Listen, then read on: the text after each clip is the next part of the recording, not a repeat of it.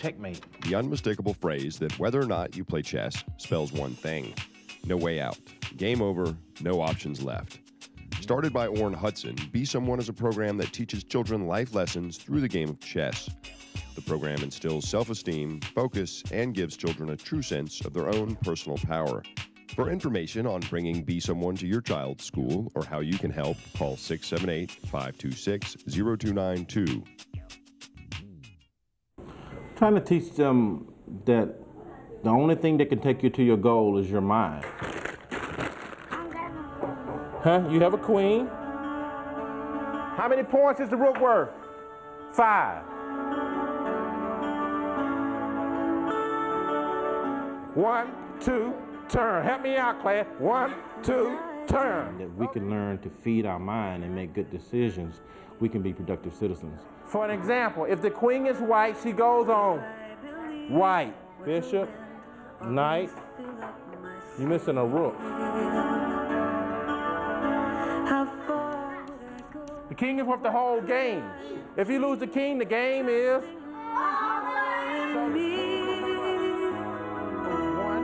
If I were brave, I'd walk the land. Turn, help me out, class.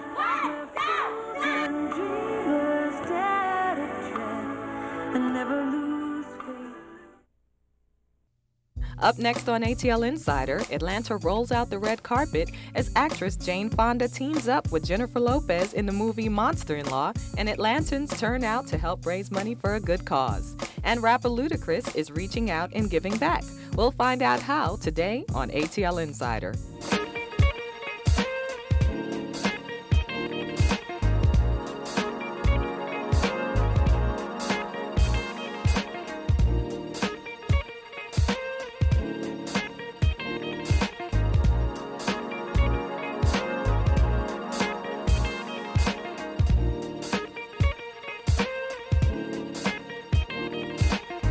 Welcome to ATL Insider. I'm your host, Carlene Brown, and on today's show, we're taking a look at some of the organizations making an impact in and around the metro Atlanta area.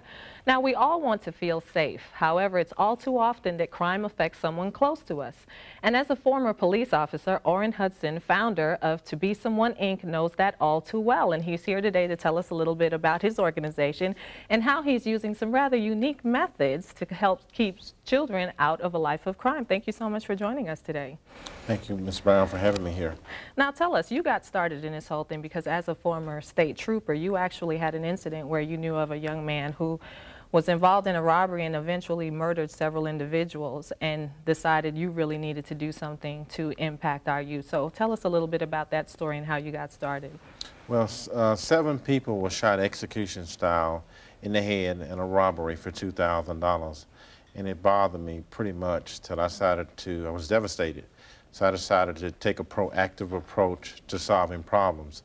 I discovered that the only way we can really make an impact is to get to the root cause of the problems. So I started a program where I was working one-on-one with some teenagers who was lost, teenagers who got so badly out of control that the parents said they weren't able to do anything, and if they say anything, they get a gun pulled on them. So I started a program where I was working with the teenagers, trying to teach them and show them some strategies that they can use to be successful and to focus on giving versus in taking. Okay, and so that program now is Be Someone, and you actually have courses that the students participate in. So tell us a little bit about that. Well, we're teaching life mastery skills. Okay. We're teaching focus, concentration. I have a book coming out called Concentration is Everything. So it's all about concentrating, focusing, and just thinking ahead, planning, and realizing that we all have the same amount of talents. The purpose of our life is to discover those talents and maximize the talent God has given us to help mankind, help humankind. Mm-hmm. And you have a talent which is chess. You play chess, and you've actually incorporated that into your organization. So tell us how you can... I'm not really the chess guy. I'm the motivator. You're the motivator. I'm a master motivator. Okay. Basically, I motivate. I use chess as a teaching tool because Benjamin Franklin, 300 years ago, said that the chess was very therapeutic, and that if we learned the principles and applied them, then we can have a successful life. Now, Is it that the game makes you think through the moves that you're going to make? Yeah, and you have to be plan real ahead, you have to think, and then you get to learn from your decisions you make immediately, just like that. So you're learning from your decisions that you make, and if Benjamin Franklin is on a $100 bill, we need to listen to him. Exactly, because obviously he knew something that we didn't know. So tell us, you all have the classes where you teach the skills. You also have chess. What are some of the other things that students can participate in your program? Well, my biggest thing is we're about my program is about communication. Chess is the language, so we try to work on the students' communication skills, how to communicate. Here's what we found. Research indicates that most of the people in jail have a limited vocabulary. So we know that. So we know it's all about communication. So we're trying to work on the communication skills, how to communicate to yourself, how to communicate to others, how to write, speak, think, you know, how to compute, how to think on paper, how to plan, how to strategize. And how do you make that interesting? Because, you know, sometimes students, it's an organization that's outside of the classroom. And so obviously you're having a lot of success because you've been featured on programs all over the country. And you do this nationwide. So what is it that works in your program to get these kids interested in things that they are also learning in school? They don't realize they're learning. Okay. I had a principal come up to me the other day. She said, Orrin, it was lunchtime and the students didn't want to go to lunch. I've never seen this happen. And she said, I know why the kids didn't want to go to lunch. They want to stay in the class.